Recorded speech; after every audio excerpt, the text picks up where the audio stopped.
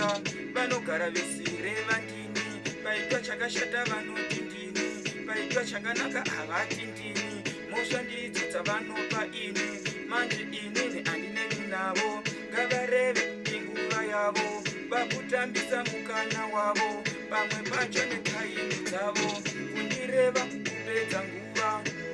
shuwa kupedza nguva, asi tese tisapinda muguva, vanhu vese vachatisuwa, kundireva kupedza nguva,